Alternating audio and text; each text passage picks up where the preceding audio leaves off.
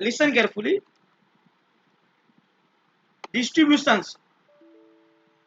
The distribution chapter having the weightage 25%, and this chapter applied statistics we will start in today's lecture is also having 25% weightage. So these two chapters having 50% weightage in your university syllabus. So it is very most important chapter. The chapter name is Applied Statistics. Applied Statistics and Test Hypothesis. Okay. So we already know that this chapter having 25% weightage. So it is very important chapter to you. So listen carefully, students. First of all, to start the lecture, we have to understand some basic formulas or basic things which is important in this chapter. First of all, what is null hypothesis and what is alternate hypothesis? In this chapter, we will study a many kind of test like small test and large test. In small sample test, we will study t-test, f-test, chi-square test, etc. etc. So, ये सभी test में हम क्या करेंगे? Suppose मैं कोई student अगर class में नहीं आ रहा है, एक हम प्रैक्टिकल एग्जांपल दे रहे हैं सॉरी, एक रियल लाइफ एग्जांपल से चैप्टर स्टार्ट कर रहे हैं. सपोज कोई स्टूडेंट क्लास में रेगुलर नहीं आ रहा है, रेगुलर क्लास वो अटेंड नहीं कर रहा है. तो सपोज पूरी क्लास में फाइनल एग्जाम में वो स्टूडेंट पास होगा कि नहीं, वो हमें चेक करना है कि क्या वो स्टूडेंट एग्जाम में पास होगा कि नहीं. ध्यान से समझना, बहुत ही इंपॉर्टेंट एग्जांपल है ये चैप्टर सीखने के लिए. तो सपोज मुझे ऐसा प्रूव करना है कि सपोज वो स्टूडेंट पास नहीं होगा, ठीक है. तो मैं पूरे क्लास के सामने उसको क्या बोलूंगा कि सर स्टूडेंट का नाम सपोज एक्स है, सपोज एक्स, तो बेटा एक्स तुम पास नहीं होगे. जैसा मैंने सेम 2 में भी बोला था, ऐसे भी मैं यहाँ पे बोल सकता हूँ कि बेटा एक्स तुम एग्जाम में पास नहीं होगे. तो ये मैंने पहले से डिसीजन ले लिया है एग्जाम से पहले. अभी तो आपके एग्जाम में देरी है, फिर भी मैं अभी से बोल रहा हूँ कि डियर स्टूडेंट एक्स तुम एग्जाम में पास नहीं होगे. तो वो मुझे क्या डिसीजन बोल रहा है उसका एग्जाम के पहले कि सर नहीं, आप रॉन्ग हो, मैं पास होके आपको दिखाऊंगा, मैं एग्जाम में पास हो जाऊंगा. तो ये हम दोनों ने अपना अपना एजम्पशन लिया है, हम दोनों ने अपना अपना हाइपोथेसिस ले लिया है. फाइनल जब टेस्ट होगा, आप लोगों का एग्जाम होगा, उसके बाद जो भी रिजल्ट आएगा वो रिजल्ट देख के हमें मालूम हो जाएगा कि वो स्टूडेंट पास हुआ है कि नहीं हुआ है. अगर स्टूडेंट पास हुआ है तो मैं गलत हूं, और स्टूडेंट फेल हुआ है तो स्टूडेंट गलत है. स्टूडेंट गलत है यानी कि मैं सही हूं, और मैं गलत हूं यानी कि स्टूडेंट सही है. राइट. आई होप ये एग्जाम में एग्जाम्पल आपको समझ में आया है. ठीक है. तो इसी प्रैक्टिकल एग्जाम्पल हमने लिया है. तो ये प्रैक्टिकल एग्जाम्पल आपको देख के क्या समझ में आ रहा है कि हमें चेक करना है, हमें चेक करना है कि वो स्टूडेंट एग्जाम में पास होगा कि नहीं. ओके.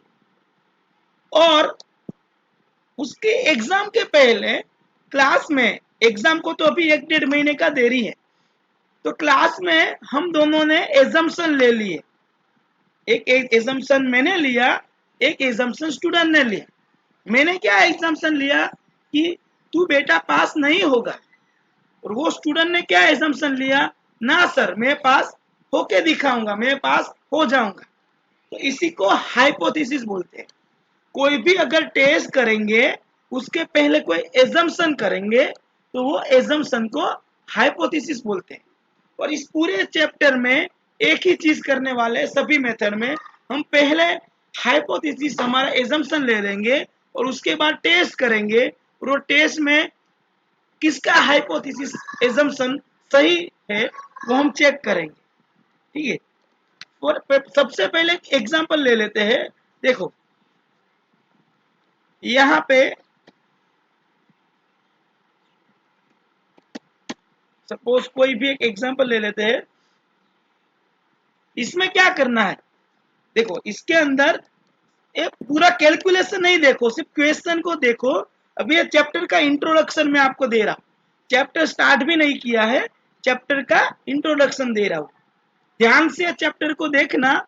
इस चैप्टर का ये जो वीडियो है, अभी जो गूगल मीटिंग हो रहा है उसका मैं यूट्यूब में वीडियो भी अपलोड करके आपको दे दूंगा और ये पीडीएफ भी आपको दे दूंगा और लास्ट ईयर के 4-5 साल के पेपर के सॉल्यूशन भी आपको दे दूंगा। तो वो आप खुद प्रिपरेशन करोगे तो आपके लिए इजी रहेगा। बट अभी चैप्टर स्टार्ट करने से पहले इस चैप्टर में क्या क्या करना है वो पहले मैं आपको थोड़ा सा बेसिक लेवल इंफॉर्मेशन दे रहा हूं। तो यहाँ पे क्या करना है कि do this figure confirm the hypothesis that male and females when born in equal numbers both are born in equal numbers. ऐसा क्वेश्चन में दिया है कि आपको ये टेस्ट करना है। क्या टेस्ट करना है इस क्वेश्चन में कि जो मेल्स एंड फीमेल्स है वो इक्वल नंबर में बोर्न हो रहा है। तो यहाँ पे देखो नल हाइपोथेसिस क्या लिया है, the male and female were born in equal numbers. और अल्टरनेटिंग हाइपोथेसिस क्या दिया है उसका उल्टा। मतलब जो हमें टेस्ट करना है, ध्यान से सुनो स्टूडेंट्स, अभी चैप्टर स्टार्ट हो रहा है। जो चीज हमें टेस्ट करनी है उसको मैं नल हाइपोथेसिस लूंगा और उसका एग्जैक्ट ऑपोजिट मैं अल्टरनेटिंग हाइपोथेसिस लूंगा। ओके, अल्टरनेट के नाम में ही अल्टरनेट है, अल्टरनेटिंग हाइपोथेसिस में नाम में ही अल्टरनेट है। तो अल्टरनेट मतलब उल्टा होता है। सो हम नल यानी कि जीरो स्टार्टिंग कहां से करेंगे, हमें क्या चेक करना है वो तो मालूम होना चाहिए ना। सो सबसे पहले क्वेश्चन में दिया होगा कि एग्जैक्टली हमें क्या चेक करना है। वो जो चेक करना है उसको हम नल हाइपोथेसिस लेंगे और एग्जैक्टली उसका अल्टरनेट हम अल्टरनेटिव हाइपोथेसिस लेंगे। Okay, so null hypothesis and alternative hypothesis. तो नल हाइपोथेसिस मतलब अभी हमने डिस्कशन किया कि जो हमें क्वेश्चन में चेक करना है वो हम एजम्पशन लेंगे, वो एजम्पशन को हम नल हाइपोथेसिस बोलेंगे और उसका नेगेटिव, उसका अल्टरनेटिव हम अल्टरनेटिव हाइपोथेसिस लेंगे। फॉर एग्जांपल कि सपोज क्वेश्चन में ऐसा दिया है कि चेक करो कि इसका मीन 166 है। कोई भी डेटा दिया गया होगा, सपोज फॉर एग्जांपल कोई भी डेटा दिया गया होगा, वो डेटा में ऐसा क्वेश्चन में दिया है कि चेक करो इसका मीन म्यू 166 है। तो इसका नल हाइपोथेसिस क्या होगा कि म्यू इज इक्वल टू 166। तो अल्टरनेटिव हाइपोथेसिस उसका अल्टरनेट हो सकता है। मतलब अल्टरनेट हाइपोथेसिस मेरा क्या होगा कि म्यू 166 नहीं है। तो अल्टरनेट हाइपोथेसिस के बहुत सारे टाइप हो सकते हैं। एक तो डायरेक्ट आप ऐसा भी लिख सकते हो कि mu is not equal to 166। दूसरा आप ऐसा भी लिख सकते हो कि mu is greater than 166। And तीसरा आप ऐसा भी लिख सकते हो कि म्यू इज लेस देन 166। हम आगे पढ़ेंगे आज के लेक्चर में। इसको राइट टेल टेस्ट बोलते हैं, इसको लेफ्ट टेस्ट बोलते हैं। Okay, so left test tail and right test tail. पर 80 to 85% केस में डायरेक्ट हम अल्टरनेट हाइपोथेसिस यही ले लेंगे कि mu is not equal to 166। जो भी नल हाइपोथेसिस होगा उसका रिवर्स, उसका अल्टरनेट डायरेक्ट यही ले लेंगे कि mu is not equal to 166। Alternate hypothesis को हम H1 से डिनोट करेंगे और नल हाइपोथेसिस को हम H naught sorry null hypothesis को हम एच नॉट यानी कि H0 से डिनोट करेंगे और अल्टरनेट हाइपोथेसिस को H1 से डिनोट करेंगे।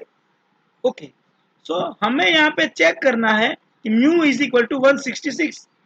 सो मेरा नल हाइपोथेसिस लिखने का मेथड क्या है कि H naught H0 mu is equal to 166। यहाँ पे आपको क्लियरली दो डॉट दिख रहे हैं, दो डॉट यहाँ पे दिख रहे हैं। ऐसे हम नल हाइपोथेसिस लिखने का मेथड है कि H naught mu is equal to 166 and H1 इसका अल्टरनेट क्या होगा, मेरा एच नॉट का अल्टरनेट H1 होगा। तो alternative hypothesis H1 is mu is not equal to 166। तो ये null hypothesis and alternate hypothesis है। ओके, जैसे हमने बोला था कि अगर नल हाइपोथेसिस मेरा mu is equal to mu zero, तो उसका अल्टरनेट हाइपोथेसिस अगर मैं mu greater than mu zero लूंगा तो वो राइट टेल टेस्ट होगा, और mu less than mu zero होगा तो वो लेफ्ट टेल टेस्ट होगा। इसका डिसीजन कैसे करना है, इसका डिसीजन कैसे लेते हैं, देखो एक तो हम कैलकुलेशन करेंगे, एक तो हम कैलकुलेशन करेंगे और एक वैल्यू हमें टेबुलेटेड वैल्यू दिया होगा। अगर नहीं दिया होगा तो कुछ वैल्यूज, दो वैल्यूज हम याद रखेंगे, दो वैल्यूज हम याद रख लेंगे। वो दो वैल्यू कौन सी होगी मैं आपको बोल दूंगा। ओके, दो वैल्यूज कौन सी याद रखनी है, आपको कोई रात को 2 बजे भी उठा के पूछे तो वो दो वैल्यूज आपको याद रहनी चाहिए। वो कौन सी होगी मैं आपको इन्फॉर्म करूंगा, बट अभी के लिए ऐसा समझो कि एक कैलकुलेटेड वैल्यू आपके पास, आपने कैलकुलेशन करके, फॉर्मूला यूज करके कैलकुलेशन करके फाइंड की है, तो उस वैल्यू को हम कैलकुलेटेड वैल्यू बोलेंगे। और एक वैल्यू होगी टेबुलेटेड वैल्यू। एग्जाम में आपको टेबल में से देख के, लेकिन वो ऑलवेज सेम रहता है, या तो क्वेश्चन में वो साइड में एंड में दे देगा, अगर नहीं देगा तो हम दो वैल्यूज याद रखेंगे, उस दो वैल्यू में से कोई एक वैल्यू वहां पे लिख देता है, तो उसको हम टेबुलेटेड वैल्यू बोलेंगे, जो टेबल में से देख के मैं आपको बोलूंगा अभी। तो अगर मेरा कैलकुलेटेड वैल्यू, देखो यहाँ पे डिसीजन में, पहले अभी देखो नहीं, पहले सुन लो ध्यान से। इस वीडियो का यूट्यूब लिंक भी मैं आपको सेंड कर दूंगा आज शाम तक, और उसके बाद आपको नोट बनाना है इसका। जब तक आप लिखोगे नहीं, जब तक आप लिखोगे नहीं तब तक आपको ये चैप्टर में कुछ समझ में नहीं आएगा। हाँ, ऐसे 10 बार यही वीडियो को रिपीट देख लिया तो भी आपको नहीं आएगा, जब तक आप एक एक जो जो मैं बोल रहा हूं, हर एक एक नोट, हर एक एक चीज आप अपने हाथ से बुक में, आपकी बुक में लिखोगे नहीं, तब तक आपको ये चैप्टर में समझ ही नहीं आएगा।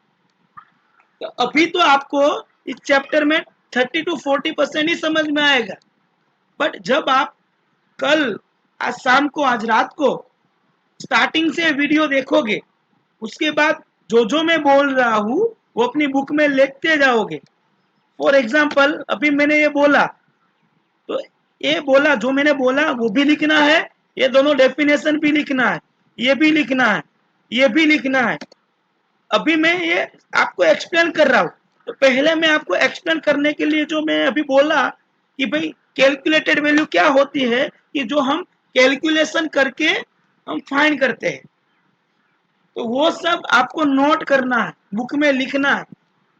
तो बेसिक फंडा ही आप लिखोगे नहीं तब तक आपको कुछ नहीं आएगा। ठीक है, डायरेक्टली आप ये पढ़ने जाओगे तो आपको कुछ समझ में नहीं आएगा।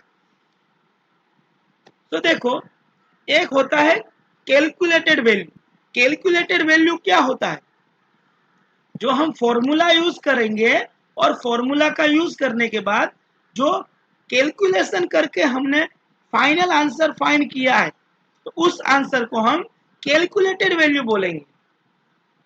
और टेबुलेटेड वैल्यू क्या होगी, तो क्वेश्चन में अगर शायद एंड में दिया गया होगा, अगर नहीं दिया है तो टेबल में देखना पड़ेगा। वो कुछ देखने का जरूरत नहीं, मैं आपको सिर्फ दो वैल्यू आपको दे दूंगा, वो दो वैल्यूज ही आपको याद रखनी है, ठीक है, क्योंकि आपके सिलेबस में 95% यानी कि सपोज 95% यानी कि 5% एंड 99% यानी कि 1%, यही दो लेवल आपको सिग्निफिकेशन आपके सिलेबस में है, इसके अलावा कोई है ही नहीं। तो वो ही दो वैल्यू आपको याद रख लेनी है बस, तो वो आपकी टेबुलेटेड वैल्यू हो गई। और जब कैलकुलेटेड वैल्यू लेस देन होगी टेबुलेटेड वैल्यू से, ध्यान से सुनना, whenever the calculated value is less than tabulated value then we accept our null hypothesis as zero। जो भी हमने h0 एज्यूम किया होगा वो हम एक्सेप्ट करेंगे कब, जब हमारा कैलकुलेटेड वैल्यू लेस देन होगा टेबुलेटेड वैल्यू से, तो हम नल हाइपोथेसिस h0 को एक्सेप्ट कर लेंगे। सपोज यहां पे मैंने लिया कि null hypothesis let mean mu is equal to 166, और अगर मेरा कैलकुलेटेड वैल्यू लेस देन आया टेबुलेटेड वैल्यू से, सो डायरेक्टली डिसीजन में ले लूंगा कि my null hypothesis is correct. तो फाइनल कंक्लूजन यहाँ पे क्या होगा कि yes mean is equal to 166 is correct. अगर calculated value is not less than tabulated value, which means that if calculated value greater than tabulated value then we reject our null hypothesis।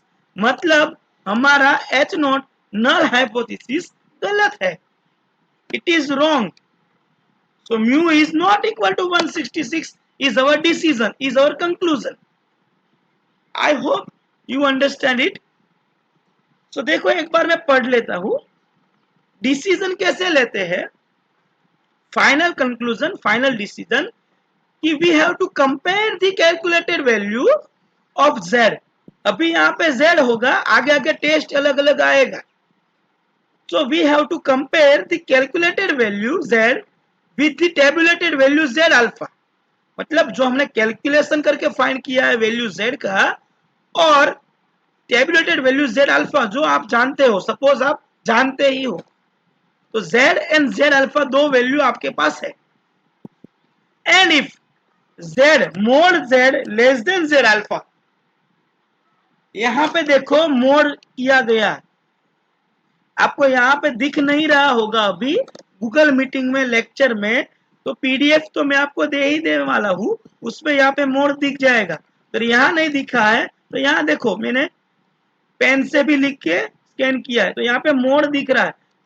So mode z less than z alpha, मतलब अगर आपका calculated value negative आया है तो भी आपको उसको positive ले लेना है। फॉर एग्जांपल यहाँ पे आपने कैलकुलेशन किया है, देखो ये आपने क्वेश्चन नंबर 1 की मैं बात करूं, आपने ये सब कैलकुलेशन किया है और कैलकुलेशन में फॉर्मूला रखा है, फॉर्मूला में आपने कैलकुलेशन करके ये वैल्यू फाइंड की है। तो इस वैल्यू का मोड भले नेगेटिव हो कि पॉजिटिव हो, अभी आपको मेरा माउस जहां पे दिख रहा है वो वैल्यू आई है -19.70, तो इसका आपको मोड ले लेना है। सो उसका मोड होगा 19.17 पॉजिटिव, और ये वैल्यू हमारी टेबुलेटेड वैल्यू से लेस देन होनी चाहिए। अगर लेस देन होगी तो हम S0 को एक्सेप्ट करेंगे, अगर ग्रेटर देन होगी तो रिजेक्ट करेंगे। सो यहाँ पे क्लियरली सपोज 1.96 हमारा tabulated value, so 19 is greater than 1.96, so we reject null hypothesis, null hypothesis is rejected.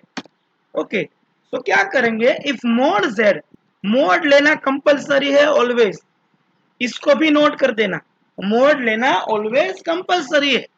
If mod z is less than z alpha then we reject, sorry, if mod z less than z alpha, मतलब calculated value less than tabulated value हुआ तो we accept our null hypothesis. अगर mod z less than z alpha यानी कि calculated value less than हुआ tabulated value से, छोटा होगा तो हम एक्सेप्ट करेंगे, और mod z greater than z alpha यानी कि z कैलकुलेटेड वैल्यू अगर z टेबुलेटेड वैल्यू से बड़ा हुआ, z calculated greater than z alpha, then we reject our null hypothesis. I hope आपको यह समझ में आ गया है। अगर ये चीज समझ में आ गई है तो आपका यहां पे 95% चैप्टर फिनिश हो गया। यस, 95% चैप्टर फिनिश हो गया। देखो, फर्स्ट टेस्ट स्टार्ट करते हैं। Test of significance for large samples. Syllabus देखो, पहले सिलेबस देखो। Test of significance of large samples, ये सब लार्ज सैंपल्स के टेस्ट है और ये सब स्मॉल सैंपल्स के टेस्ट है। सो पहले तो हमें large sample and small sample का डिफरेंस समझ में आ जाना चाहिए।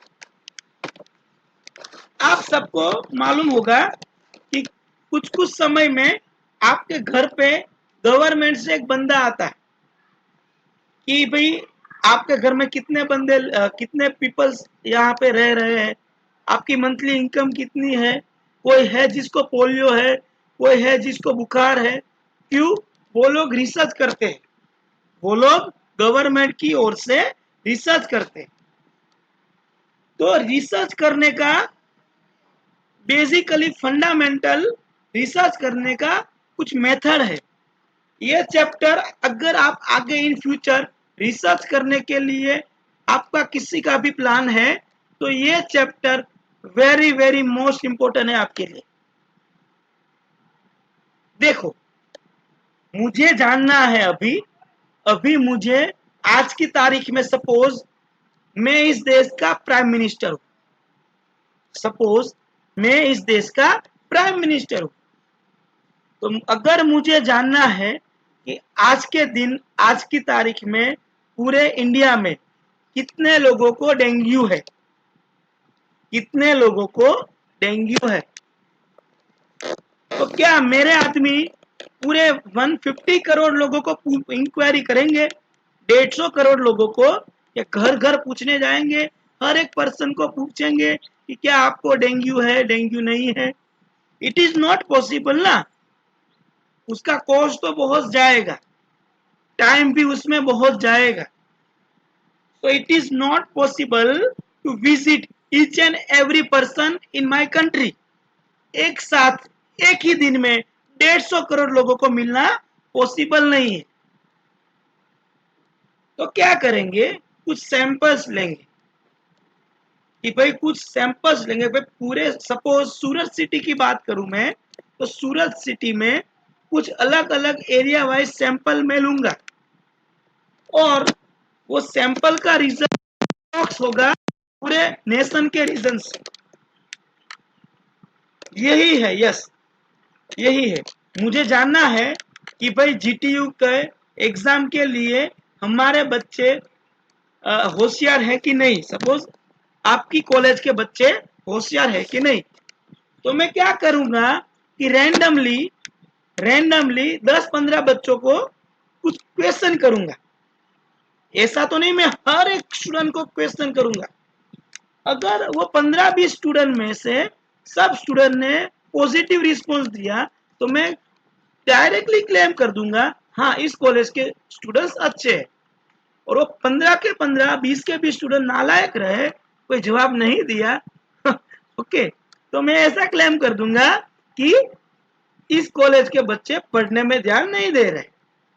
तो यही है कि कोई भी रिसर्च आप करते हो, कोई भी रिसर्च आप करते हो तो पूरे के पूरे पॉपुलेशन, पूरी की पूरी पॉपुलेशन में टेस्ट करने से कोई मतलब ही नहीं है। कुछ सैंपल्स में टेस्ट, आपको आपका ब्लड ग्रुप चेक करना है। फॉर एग्जांपल, एक दूसरा एग्जांपल मैं आपको ले रहा हूं, आपको आपका ब्लड ग्रुप आपको मालूम नहीं है और आपको आपका ब्लड ग्रुप चेक करना है, तो आप टेस्ट कराने जा रहे हो, तो क्या आप ऐसा कर रहे हो कि आपके बॉडी का सारा खून एक एक बूंद निकाल के सब कुछ बॉडी में जितना भी ब्लड है वो सारा का सारा ब्लड निकाल के क्या उसको दे रहे हो? नहीं दे रहे हो ना, वो कुछ सैंपल ही ले रहा है आपका, आपके ब्लड का कुछ सैंपल ही ले रहा है। उस सैंपल में जो भी आपका ब्लड ग्रुप होगा वही ब्लड ग्रुप आपका पूरे बॉडी के ब्लड में होगा।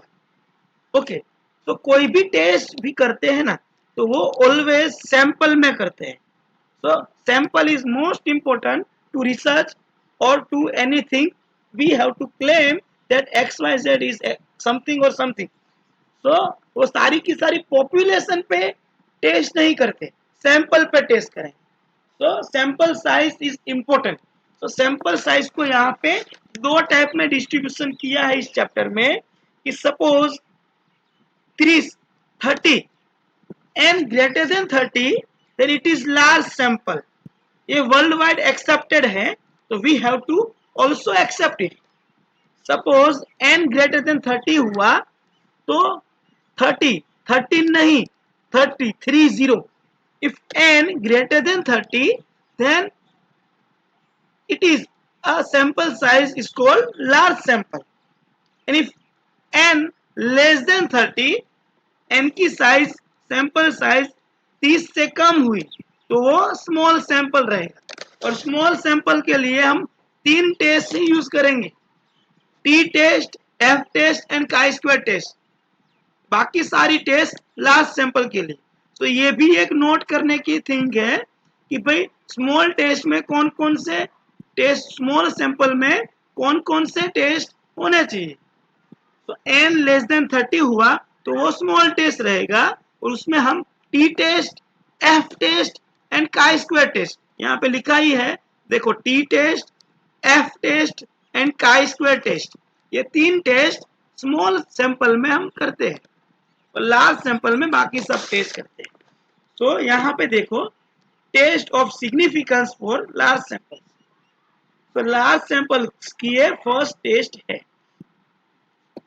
सबसे पहले if sample size more than 30 that is n greater than 30 then it is large sample, it is large sample। And आगे देखते हैं, एक सेकेंड देखो, द सैंपल साइज स्मॉल मतलब n लेस और equal to 30 then it is small test, it is small sample, उसके लिए small sample test करेंगे। ठीक है, फिर से जहां पे थे वहां पे आते थे। अब अभी के लिए लार्ज सैंपल्स की टेस्ट हम एज्यूम करते हैं। तो इसमें हम लास्ट चैप्टर में नॉर्मल डिस्ट्रीब्यूशन पढ़ चुके हैं, उसमें हमने फॉर्मूला उसका पीडीएफ प्रोबेबिलिटी डेंसिटी फंक्शन क्या देखा है, F of X is equal to 1 by sigma into in the denominator square root of 2 pi E raise to minus in the bracket z minus mu by sigma whole square. तो वहां पे हमने z को x minus mu by sigma लिया था, तो वही same z यहाँ पे यूज होगा कि भाई z is equal to x minus mu by sigma, और यही हमारा कैलकुलेशन का फॉर्मूला है, z is equal to minus mu by sigma, जहां पे म्यू क्या है मीन आप जानते हो। ठीक है, सब कुछ आप जानते हो कि सिग्मा क्या है, सब कुछ आप जानते हो। ठीक है, अभी दो वैल्यूज में आपको इस देखो, जितना हो सके उतना हम इजी मेथड से इस चैप्टर को करने का ट्राई करेंगे और आपको जितना हो सके उतना कम फॉर्मूला याद रखना पड़े उतना मैं ट्राई करूंगा। ठीक है, तो देखो दो टाइप है, यहाँ पे मैंने नोट भी किया है, टिक मार्क भी किया है। 5% लेवल दे या 0.05 level of significance they. Listen carefully students, if they given 5% level of significance और 0.05 लेवल ऑफ सिग्निफिकेंस, तो उसका टेबुलेटेड वैल्यू हम बाय डिफॉल्ट याद रख लेंगे, it is 1.96, it is 1.96 and 1% level of significance या फिर 0.01 लेवल ऑफ सिग्निफिकेंस क्वेश्चन में मेंशन होगा तो उसका वैल्यू टेबुलेटेड वैल्यू 2.58 होगा, उसका टेबुलेटेड वैल्यू 2.58 होगा। तो ये दो वैल्यूज हमें याद रखनी है, 1.96 एंड 2.58, क्योंकि एग्जाम में अगर आप टेबल में देखने जाओ तो कुछ भी आप अलग देख के वैल्यू कुछ भी लिख सकते हो, तो इसका रिस्क लेना ही नहीं है, सिर्फ ये दो वैल्यू 1.96 एंड 2.58 याद रखना है। तो चलो हम इस चैप्टर की फर्स्ट मेथड का एक क्वेश्चन करते हैं। A coin was tossed 960 times and return had 183 times. Test the hypothesis that the coin is unbiased and it is also given use a 0.05 level of significance. Use 0.05 level of significance. Okay. अभी main question यहाँ पे raise हो रहा है।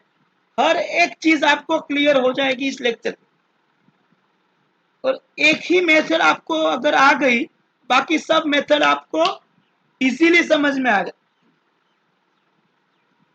Question यहाँ पे एक raise हो रहा है कि सर अगर 0.05 या 0.01 या 90 सपोज 5% या 1%, 5% या 1% वो लेवल ऑफ सिग्निफिकेंस क्वेश्चन में नहीं दिया है, तो हम क्या करेंगे? तब उस केस में आपको by default 5% level of significance यानी कि 0.05 लेवल ऑफ सिग्निफिकेंस यूज करना है। अगर आपको क्वेश्चन में कुछ भी दिया नहीं है कि 5% करना है कि 1% करना है, तो आपको by default 5% level of significance he use करना है। अभी चलो इस क्वेश्चन को सॉल्व करते हैं। कॉइन कितने बार टॉस हुआ है? 960 टाइम्स। तो here n is equal to 960 and clearly 960 is greater than 30, so it is large sample.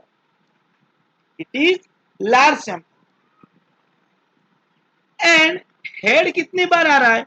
183 times. तो x, यहाँ पे जो x है उसका वैल्यू यहाँ पे दिया है x is equal to 183। और यहाँ पे टेस्ट क्या करना है? Test the hypothesis that the coin is unbiased. तो डायरेक्टली हमारा नल हाइपोथेसिस क्या होगा? The coin is unbiased. Alternative hypothesis क्या होगा? Coin is biased. तो H0 यानी कि H0 is coin is unbiased and H1 is coin is biased. Okay, अभी हमारे पास मीन और स्टैंडर्ड डेविएशन का वैल्यू नहीं है, तो उसका वैल्यू कैसे फाइंड करेंगे? सबसे पहले क्वेश्चन में क्या दिया है? एक कॉइन को 960 टाइम्स हम टॉस करते हैं, उसमें हेड 183 टाइम्स आ रहा है। तो हेड, एक कॉइन को मैं अगर टॉस करूं तो उसमें हेड आने का प्रोबेबिलिटी कितना होता है? 0.5। so P is equal to 0.5. Similarly, Q is equal to 1 minus P. We already studied in the last chapter, distribution chapter, binomial distribution. So Q is equal to 1 minus 0.5 is equal to again 0.5 and X is equal to 183. हमें यहाँ पे NP और Q का value मिल गया। तो NPQ का formula याद है ना? So we know that mean is equal to NP and variance sigma square is equal to NPQ. तो मेरा स्टैंडर्ड डेविएशन सिग्मा क्या होगा? Square root of NPQ। इस दोनों का वैल्यू फाइंड किया। X मुझे दिया है 183। नल हाइपोथेसिस है coin is unbiased, alternate hypothesis है coin is biased. Level of significations यहाँ पे क्लियरली दिया है 0.05। अगर 5% अगर आपको क्वेश्चन में दिया होता तो level of signification is equal to 5% implies alpha is equal to 0.05। अभी इसमें म्यू और सिग्मा और एन का वैल्यू मिल गया, म्यू सिग्मा और एक्स का वैल्यू मिल गया, तो डायरेक्टली हम टेस्ट कर सकते हैं। तो टेस्ट है formula z is equal to x minus mu by sigma, इसका वैल्यू माइनस 19.17 आया, but we already know that इसका मोड ही लेना है, so mod z is equal to 19.17, and also for 0.05% sorry 0.05 level signification, we know that the tabulated value z alpha यानी कि z 0.05, the value is 1.96। अभी आपको बोला था कि 5% यानी कि 0.05 पे वैल्यू इज 1.96 एंड 0.01 यानी कि 1% पे value is 2.58। So tabulated value is 1.96, calculated value is 19.17. Here calculated value is greater than tabulated value. So we reject our null hypothesis. We reject our null hypothesis, which means that coin is unbiased is wrong, which means that alternate hypothesis is true. Hence our conclusion is coin is biased. Hence coin is biased. Do you understand it?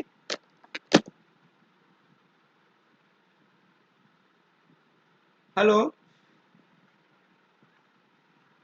Hello? Am I audible? Hello, कोई है? सब चले गए?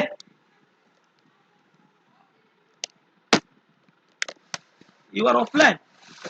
Oh my god.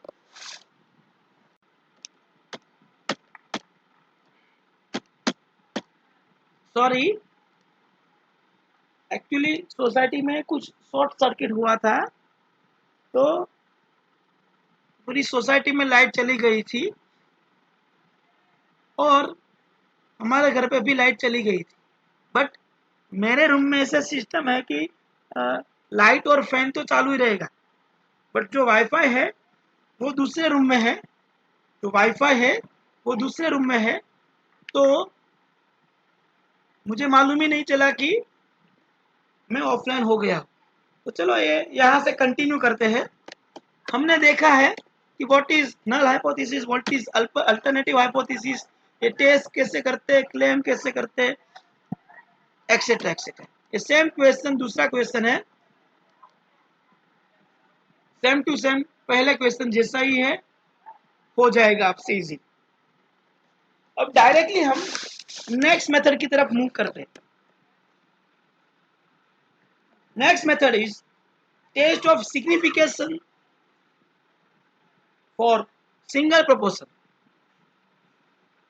तो इसके अंदर जो significance जो दिया होगा 5% लेवल कि 1% लेवल, मतलब 0.05 या 0.01 जो भी सिग्निफिकेंस लेवल पे हमें चेक करना है, उसका तो हमने टेबुलेटेड वैल्यू याद ही रख लिया है 1.96 एंड 2.5।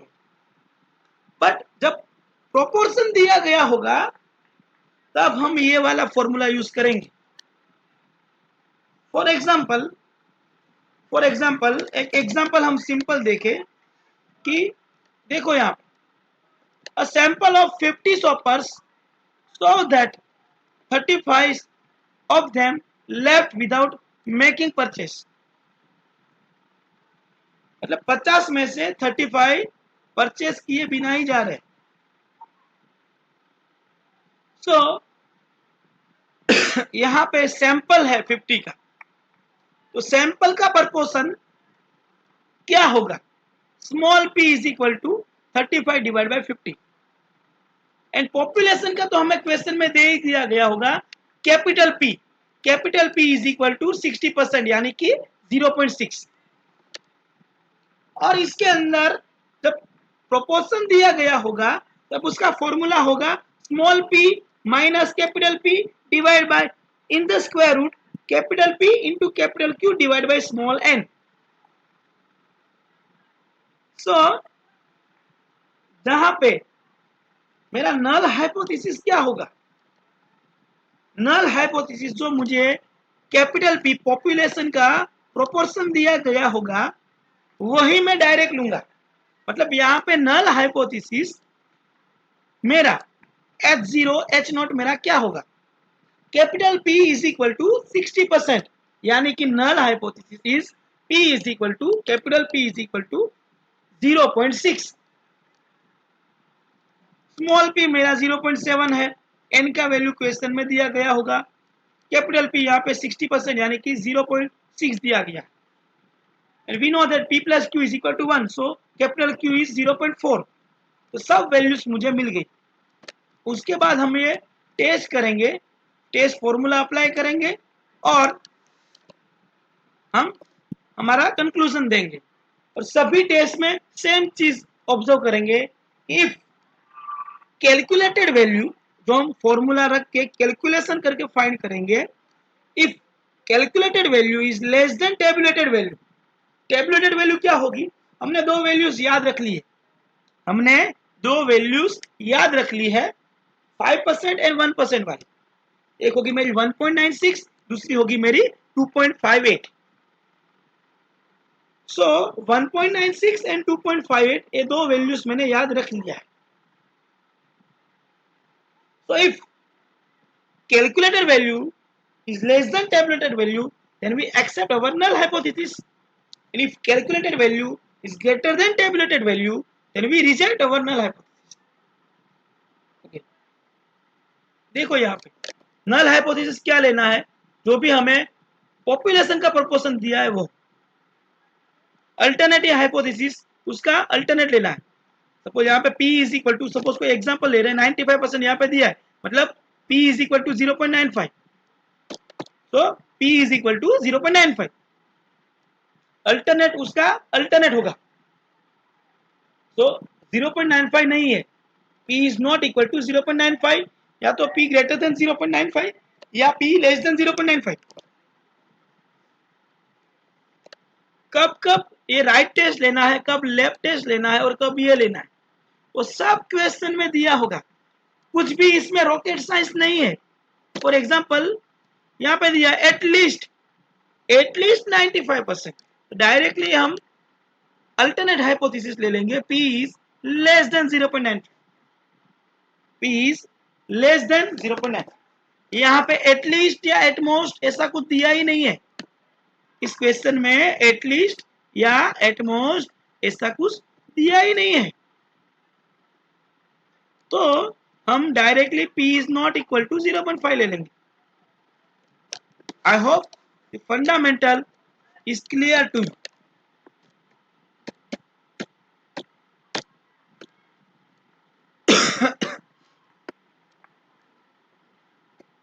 चलो क्वेश्चन करते हैं इसका, चलो डायरेक्ट क्वेश्चन ध्यान से देखो। इसमें मुझे क्या क्या मिल रहा है, एक तो कैपिटल P मिल रहा है, capital P is equal to 95% यानी कि 0.95, 200 सैंपल मिल रहा है, 200 में से 18 फॉल्ट वाले, तो small n is equal to 200, small p उसका प्रोपोर्शन 18 डिवाइड बाय 200। यहाँ पे क्वेश्चन में मिस्टेक है, देखो सॉल्यूशन में भी यहाँ पे 182, सॉरी सॉरी सॉरी रुको रुको रुको सॉरी सॉरी 18 आर 40, तो इससे हमें प्रोपोर्शन मिल जाएगा। Test his claim at 5% level of significance. अभी देखो पूरा क्वेश्चन को समझो, पूरे क्वेश्चन को समझो, बाद में सब कुछ जज करना। तो एक मैन्युफैक्चरर है वो क्लेम कर रहा है कि कम से कम एटलीस्ट 95% इक्विपमेंट्स उसकी फैक्ट्री से सप्लाई हो रहा है, वो स्पेसिफिकेशन चालू है उसका, वो चालू है, मतलब वो क्लेम कर रहा है कोई मैन्युफैक्चरर कि 95% उसके इक्विपमेंट चालू रहते हैं। पर हमने उसमें सपोज एक बड़ी फैक्ट्री होगी, सपोज कंपनी का एग्जांपल ले कि भाई कोई भी एक बड़ी कंपनी हर महीने में 1 लाख बल्ब बना रही है, तो हम 1 लाख बल्ब थोड़ी चेक कर सकते भाई, तो उसका सैंपल उन्होंने लिया 200 पीस का, उसमें से 18 नहीं चालू है, 18 में फॉल्ट है। तो अभी देखो हम टेस्ट क्या करेंगे, टेस्ट करेंगे कि उसके बल्ब चालू है, उसके बल्ब चालू है।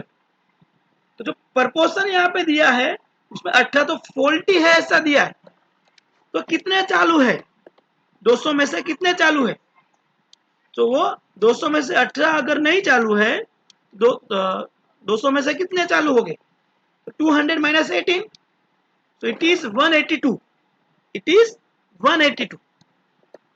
so proportion that वो जो उसकी फैक्ट्री में से जो इक्विपमेंट है वो चालू कंडीशन में है, उसका प्रोपोर्शन क्या होगा, 182 डिवाइड बाय 200। तो यहाँ पे क्लियरली मेंशन है the number of pieces conforming to specification, मतलब वो चालू अवस्था में है, कंडीशन में है, वो 182 हो गए। और वो सैंपल स्मॉल पी, सैंपल का प्रोपोर्शन क्या होगा, 182 डिवाइड बाय 200। कैपिटल पी क्या है यहाँ पे, ये देखो स्मॉल एंड कैपिटल पे डिफरेंस आपको दिखना चाहिए, जैसे यहाँ पे दिख रहा है ना, देखो मेरा माउस है वहां पे, देखो एक कैपिटल पी है, एक कैपिटल क्यू है, ये स्मॉल पी है, ये स्मॉल एन है। हर जगह पे डिफरेंस आपको दिखना चाहिए कि क्या स्मॉल है क्या कैपिटल। देखो फॉर्मूला में देखो, ये स्मॉल पी है, ये कैपिटल पी है, नीचे भी कैपिटल पी है और ये नीचे स्मॉल एन है, तो हर जगह पे डिफरेंस आपको दिखना चाहिए। तो small P is 182 divide by 200 which is 0.91, capital P is और 0.95, बिकॉज पॉपुलेशन का तो वो क्लेम कर रहा है कि 95 तो मेरे चालू ही है, 95%। so capital P is equal to 95%, which means that capital P is equal to 0.95. so capital Q is 1 minus P, which is 1 minus 0.95, which is 0.05. so यहाँ पे नल हाइपोथेसिस मेरा H नॉट क्या होगा, P is equal to 0.95। उसका alternate यहाँ पे क्या होगा, इसने बोला है एटलीस्ट, तो जहां एटलीस्ट होगा मतलब कम से कम यहाँ पे 0.95 तो चालू है, बट यहाँ पे लेस देन लेना है, देखो ग्रेटर देन नहीं लेना है, यहाँ पे ग्रेटर देन नहीं लेना है, लेस देन लेना है। मैंने अभी भी आपको 5-7 मिनट पहले बोला था कि जब एटलीस्ट दिया हो आपको कुछ रट्टा नहीं लगाना है। ये क्यों आया, ज्यादा डीप में मैं आपको एक्सप्लेन कराने जाऊंगा तो पूरा 1.5 घंटा इसी में चला जाएगा। अब तक ऑलरेडी इस वीडियो में 1 घंटा चला ही गया होगा, शायद अप्रोक्स 50 मिनट्स तो चले ही गए होंगे मेरी कैलकुलेशन के हिसाब से, और अभी भी 10% ही चैप्टर फिनिश हुआ है। तो सोचो चैप्टर कितना लंबा होगा। तो जब एटलीस्ट हो तब आपको लेस देन लेना है, एट मोस्ट हो तो ग्रेटर देन लेना है, कुछ नहीं दिया है तो इज नॉट इक्वल टू लेना है बस। डिस्ट्रीब्यूशन में हम क्या कर रहे थे भाई, एटलीस्ट 2 हो उसकी प्रोबेबिलिटी फाइंड करो। तो हम F of X greater than 2 का फाइंड कर रहे थे, मतलब x equal to 3 plus 4 plus 5 plus up to 7, मतलब 1 माइनस F of 1 plus F of 2। उसमें सबसे पहले जो बाइनोमियल किया था उसमें तो 0 से स्टार्ट हो रहा था, सो 1 minus in the bracket F of 0 plus F of 1 plus F of 2। तो वहां पे हमें लॉजिक क्लियर में आ रहा था, ठीक। तो यहाँ पे उसका उल्टा ही ले लेना है, लेस देन। यहाँ पे क्वेश्चन में दिया है 5% लेवल, अगर नहीं देते कुछ भी तो भी हम 5% ही लेते, अगर 1% लेते तो 1%, 5% की वैल्यू है 1.96, कोई टेंशन नहीं। सब कुछ मुझे मिल गया है, small p, capital P, small capital Q, small n, सब कुछ मिल गया। तो कैलकुलेटेड जेड आया नेगेटिव 2.59, तो उसका मोड ही लेना है, तो मोड जेड इज 2.59। तो ये मेरा यहाँ पे 2.59 आया, वो मेरा कैलकुलेटेड वैल्यू है, और टेबुलेटेड वैल्यू मेरा 1.96। so calculated value is greater than tabulated value, so we reject our null hypothesis, we reject our null hypothesis, so null hypothesis is rejected, मतलब p is not equal to 0.95, यानी कि p is less than 0.95। तो जो manufacturer claim कर रहा है उसको हम रिजेक्ट करते हैं, उसको हम रिजेक्ट करते हैं। सिमिलरली यहाँ पे सेकंड क्वेश्चन है, यहाँ पे हॉस्पिटल में 480 फीमेल 520 मेल्स बेबीज एक वीक में बोर्न हो रहे। These figures confirm the hypothesis that males and females were born in equal number। क्या क्लेम कर रहा है कि नहीं? हमें क्या क्लेम करना है? हमें क्लेम ऐसा करना है कि मेल एंड फीमेल्स क्या इक्वल नंबर पे बोर्न हो रहे हैं कि नहीं। हमारा नल हाइपोथेसिस क्या होगा कि males and females are born in equal number. तो टोटल प्रोबेबिलिटी 0.5 है, टोटल प्रोबेबिलिटी 1 है। तो कोई अगर बेबी बोर्न हो रहा है वो मेल है कि फीमेल, मेल होने की प्रोबेबिलिटी भी 0.5 है और फीमेल होने की भी प्रोबेबिलिटी 0.5 है। तो capital P and capital Q sample का 0.5 रहेगा। और टोटल बेबीज कितने हैं एक वीक में? 1000। यहां पे इन्होंने फीमेल लिया है, ठीक है, यहां पे इन्होंने फीमेल लिया है, आप मेल भी ले सकते हो। तो फीमेल्स का बॉर्न 480 हो रहा है, कितने में से? 1000 में से। It is 0.48, it is 0.48। Null hypothesis क्या है मेरा? P is equal to 0.5 which means that males and females were born equal numbers। इसलिए यहाँ पे capital P and capital Q दोनों को इक्वल लिया है, 0.5। उसके बाद टेस्ट किया 1.265 नेगेटिव का पॉजिटिव लेके मोड लेके 1.265 आया। यहाँ पे लिया नहीं है 5% लेना है कि 1%, हमने बाय डिफॉल्ट यहाँ पे 5% ले लिया है। 5% पे 1.96 है, 1.26 is less than 1.96, so we accept our null hypothesis। So both males and female babies born in equal numbers, ऐसा हमने क्लेम कर दिया, ऐसा हमने क्लेम कर दिया। भले यहाँ पे दिख नहीं रहा, देखो 480 एंड 520 वो इक्वल नंबर नहीं है ना, बट एक वीक के एक ही हॉस्पिटल की बात हो रही है, पूरी कंट्री के पूरे वर्ल्ड की बात नहीं हो रही। सिमिलरली एक क्वेश्चन भी आप इजीली कर सकते हो, आप इजीली ये क्वेश्चन को कर सकते हो, ठीक है। 1.44 is less than 1.96, so here null hypothesis is accepted। अभी नेक्स्ट मेथड पे आते हैं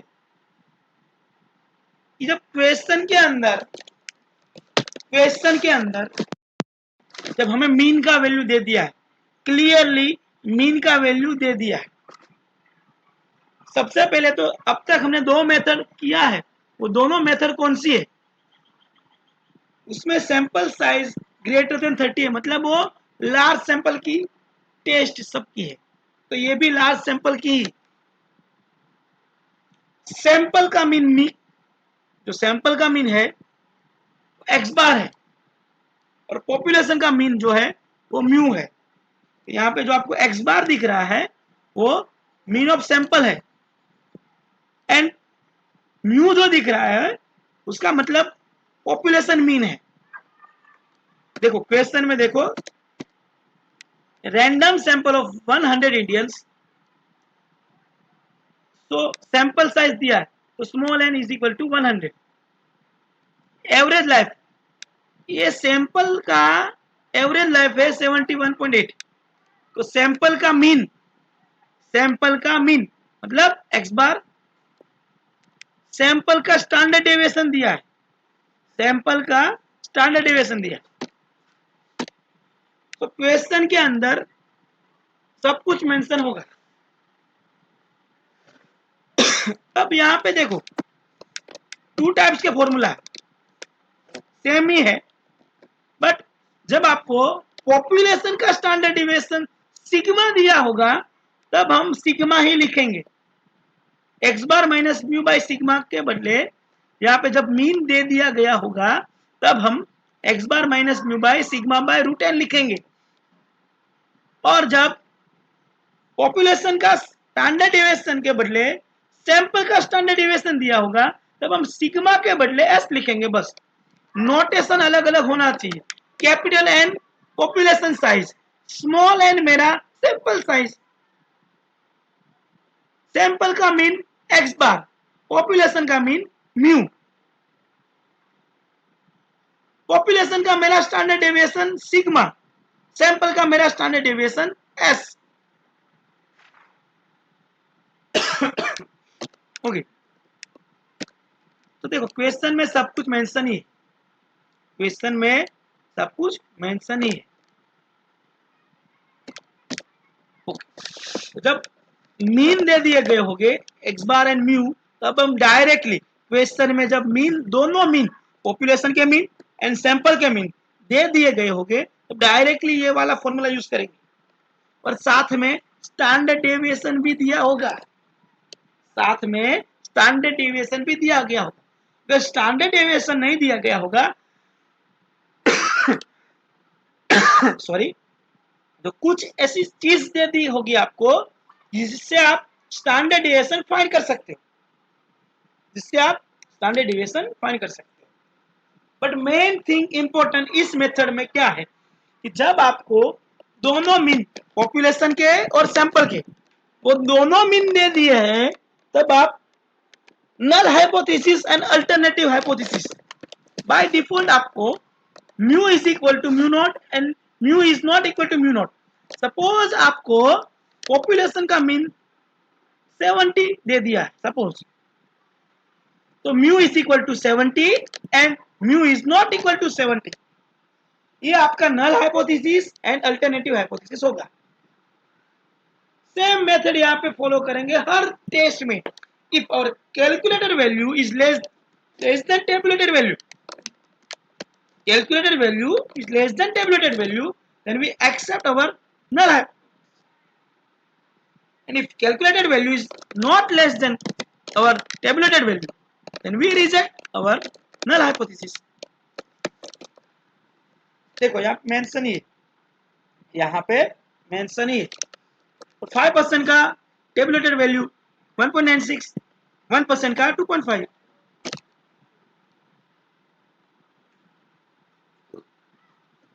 सॉरी, चलो क्वेश्चन करते हैं।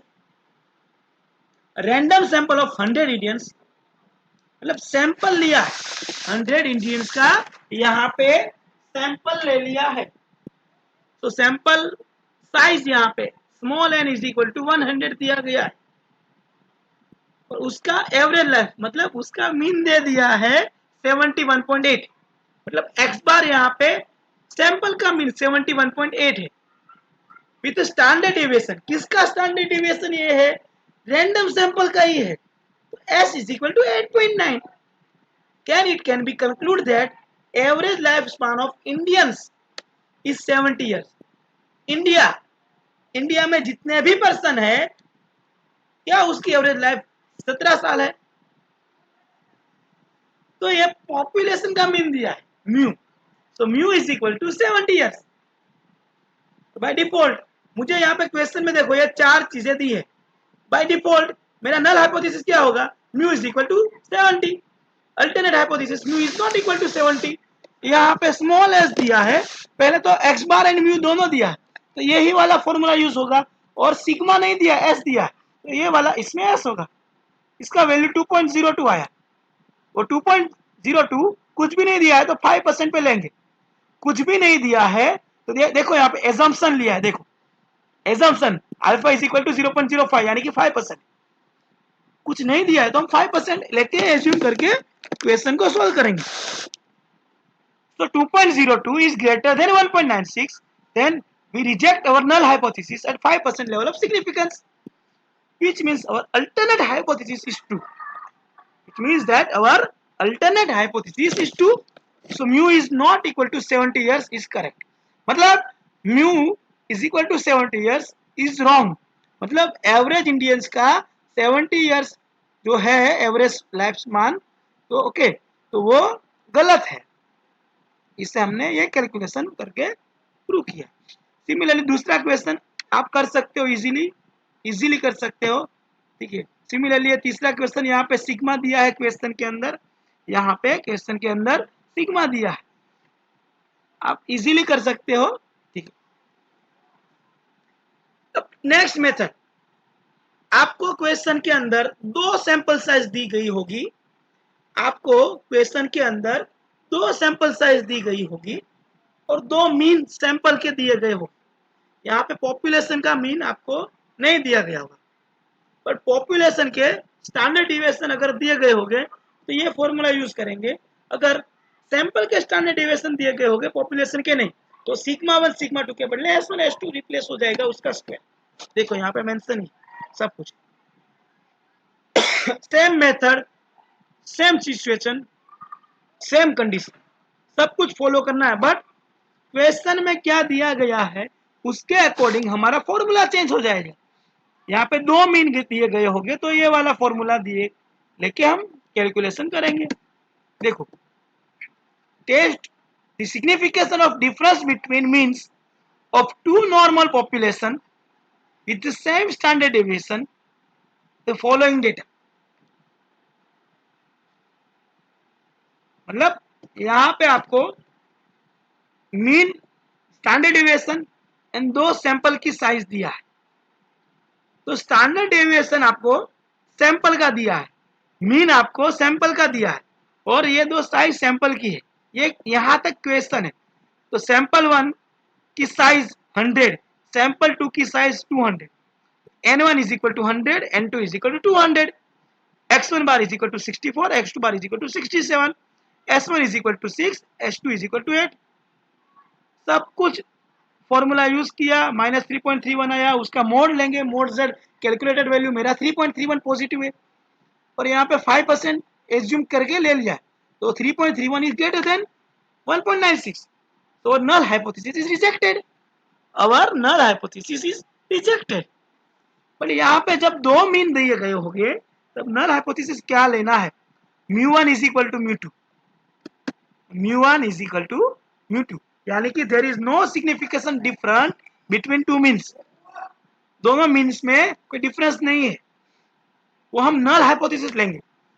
और यहाँ पे मेरा नल हाइपोथेसिस रिजेक्ट हो गया है, तो मतलब क्लेम क्या करेंगे, डिसीजन क्या लेंगे कि there is signification difference between two means. Okay, test the signification, test the significance of the difference between the means of two population with same standard deviation. यहाँ पे कैलकुलेशन कर दिया। सिमिलरली ये सेकंड क्वेश्चन है, इसके अंदर आपको standard deviation population का दिया है। देखो, the means of simple samples of sizes, ये सैंपल साइज 1000 2000, n1 n2 दिया है स्मॉल, उस दोनों के मीन दे दिए गए हैं x1 bar x2 bar 67.5 68। Can the samples be regarded as drawn from the same population of standard deviation 2.5 centimetre. तो सिग्मा आपको दे दिया गया है 2.5, सिग्मा आपको सेम पॉपुलेशन ऑफ स्टैंडर्ड है, पॉपुलेशन का स्टैंडर्ड डेविएशन सेम है, मतलब सिग्मा 1 भी 2.5, सिग्मा 2 भी 2.5। आपसे कैलकुलेशन हो जाएगी, ये कर लेना, इजी है एकदम। नेक्स्ट क्वेश्चन देखो, it is also easy to you, it is also easy to you. ये वीडियो काफी लंबा हो गया, बहुत डीप में मैं चला गया था स्टार्टिंग में इसके लिए, वरना अब तक तो यहाँ तक फिनिश हो जाना चाहिए। तो ये वीडियो बहुत लंबा हो गया, शायद मोर देन 1 आवर से ज्यादा हो गया है। एक लास्ट क्वेश्चन भी देख लेना आप, इजी है एकदम। तो यहाँ तक हमारी लार्ज सैंपल टेस्ट, जितनी भी हमने अब तक टेस्ट की है वो हमारी लार्ज सैंपल साइज की टेस्ट है। इसके बाद जब स्मॉल सैंपल साइज होगा तब हम क्या करेंगे, जब स्मॉल सैंपल साइज होगा यानी कि n का वैल्यू लेस और इक्वल टू 30 होगा, तब हम टी टेस्ट, एफ टेस्ट और काई स्क्वायर टेस्ट यूज करेंगे। टी टेस्ट, एफ टेस्ट और काई स्क्वायर टेस्ट यूज करेंगे। ये तीनों की तीनों टेस्ट वेरी मोस्ट इंपोर्टेंट है जीटीयू के लिए। इस तीनों की तीनों टेस्ट में से एक एक क्वेश्चन आएगा 100% गारंटी, और एफ एंड काई स्क्वायर तो 7 मार्क्स में आएगा। सो ये हम नेक्स्ट लेक्चर में देखेंगे। तो यहाँ के लिए अब तक रखते हैं, नेक्स्ट क्लास में T test, F test and chi square test करते हैं। तो ये सब देख लेना एक बार, कुछ भी डाउट हो तो नीचे कमेंट कर देना, ये लिख लेना एक बार और इसकी प्रिपरेशन ठीक से करना, ठीक है। तो चलो अभी हम नेक्स्ट क्लास में डायरेक्ट टी टेस्ट से स्टार्ट करेंगे।